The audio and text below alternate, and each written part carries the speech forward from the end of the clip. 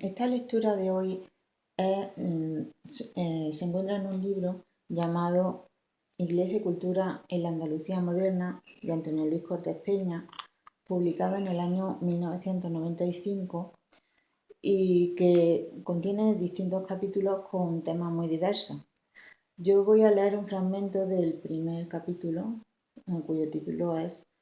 A propósito de la Iglesia y la conquista del Reino de Granada. No es mi intención ahora detenerme en los pormenores jurídicos de la creación o restauración de la Iglesia de Granada, sino incidir en lo que supuso la misma dentro de la política religiosa de los reyes católicos,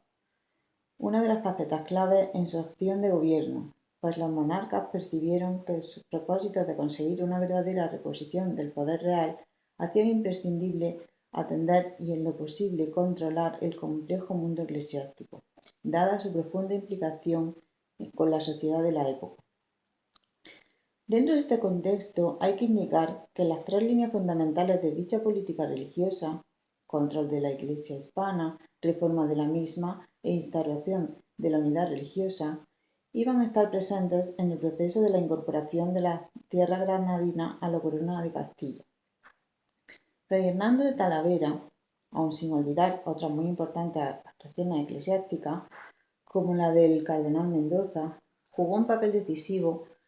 a pie de los acontecimientos en los momentos de todo este proceso, en los comienzos de todo este proceso. Fue un seguimiento en la mayoría de las ocasiones, una dirección permanente y cotidiana del mismo,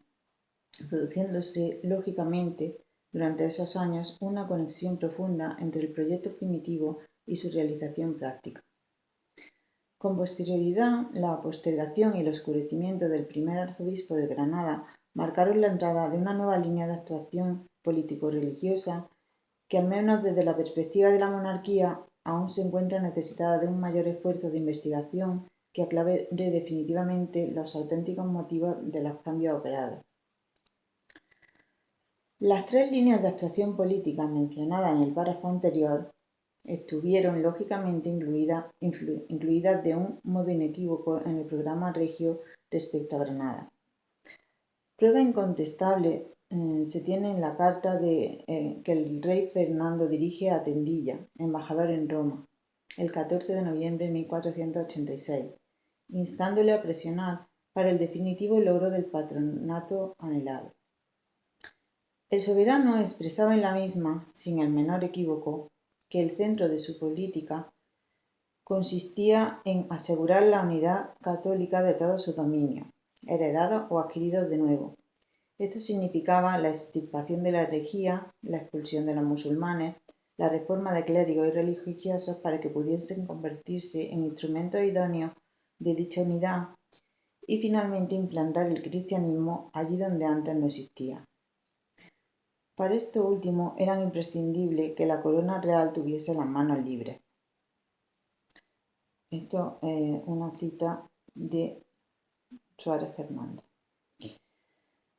En la epístola real no pueden exponerse con más sencillez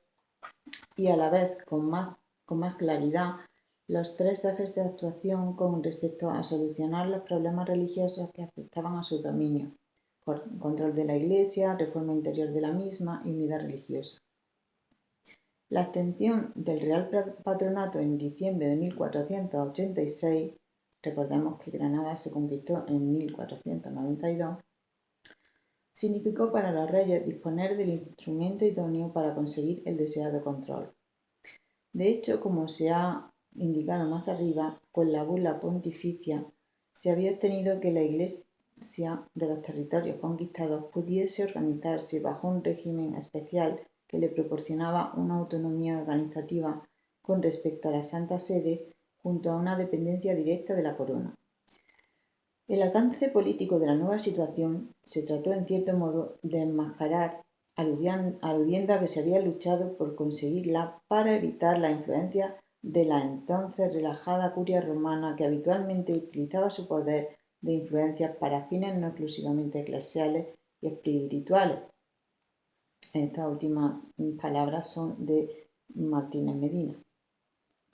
Es decir, se aducían razones de tipo espiritual que no dejaban de tener una base verdadera y muy sentida por diversos sectores del pueblo cristiano para justificar una indudable victoria política. Era, por otra parte, una victoria política con triple vertiente. En primer lugar, significaba un control efectivo del mundo eclesiástico con el objetivo de lograr una iglesia de Estado y, por tanto, de la utilización de la religión como instrumentum regni. Además, se pretendía vincular estrechamente el inmenso poder legitimador e ideológico que entonces tenía la fe cristiana, sustento del orden social, al crecimiento del Estado monárquico, lo que respondía al lógico uso de todos los resortes posibles que afianzaran el poder monárquico absoluto y centralizado propio del Estado moderno. Y en tercer lugar, con un sentido eminentemente pragmático, el desarrollo del patronato regio llevaba consigo la posibilidad de convertir al clero en una especie de funcionariado religioso al servicio de la monarquía, medida que no solo ponía a su disposición al colectivo social mejor preparado intelectualmente, sino que también este hecho servía de contrapeso al poder de la nobleza, dando impulso a la restauración moral de la sociedad. De manera inmediata, esta utilización del clero en la gobernabilidad del país tuvo su reflejo más elevado en el establecimiento de un verdadero binomio en la dirección del reino granadino. Junto al capitán general, el conde de Tendilla, iba a estar presente actuando en el plano político Fray Hernando de Talavera, nombrado primer arzobispo de Granada el 23 de enero de 1493. La colaboración de ambos personajes, a los que hay que añadir Fernando de Zafra, se manifestó como uno de los elementos clave dentro de la estructura política e institucional creada para el territorio conquistado. Una iglesia controlada se convertía así en pieza fundamental dentro de la maquinaria del gobierno de la monarquía. En cuanto a la ansiada reforma, conviene recordar que los reyes católicos, desde los primeros 100 años de su reinado, se hicieron ecos de las diversas corrientes espirituales que clamaban por un cambio en la vida religiosa hispana,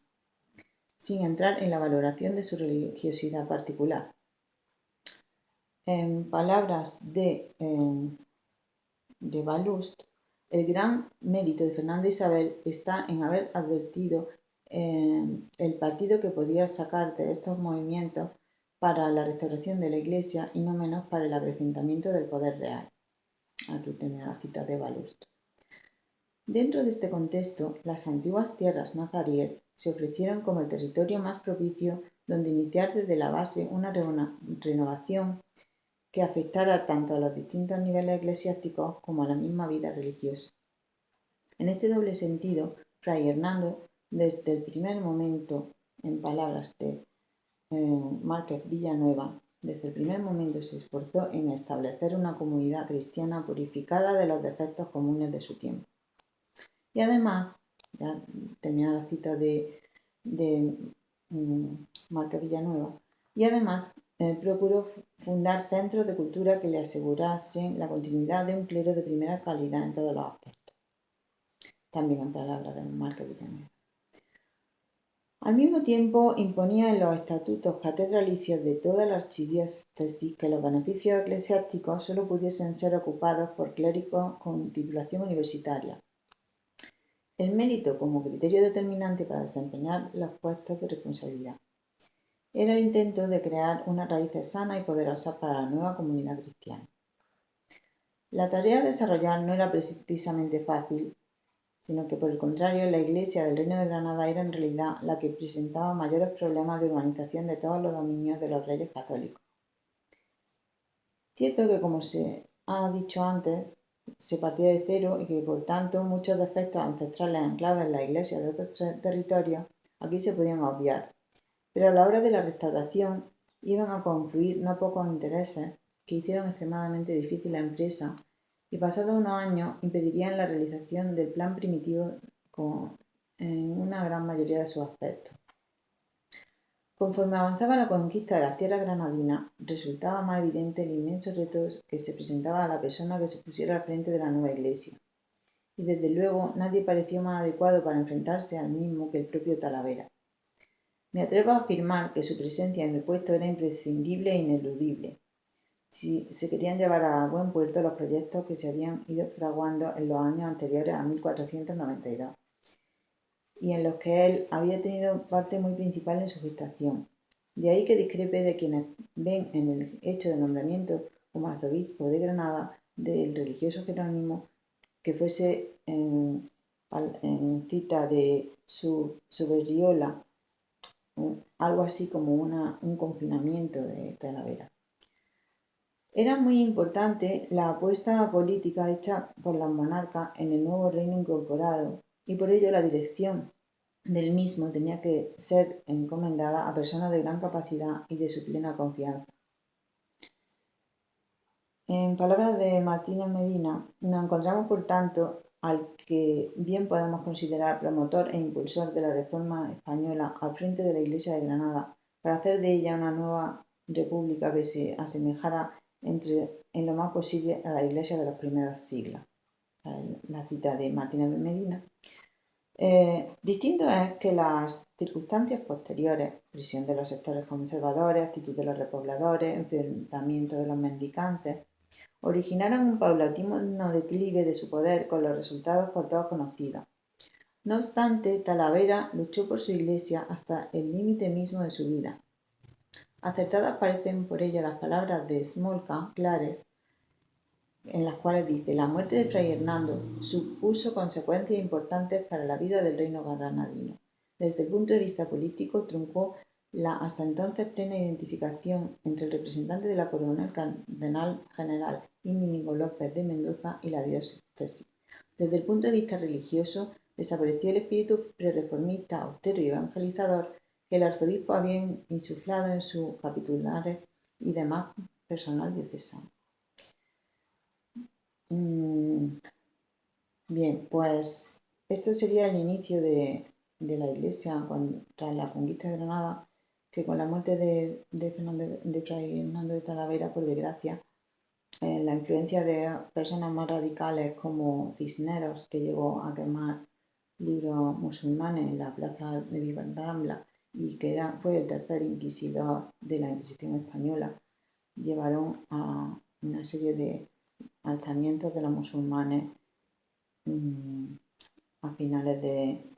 del siglo XV y que, como algunos ya sabéis,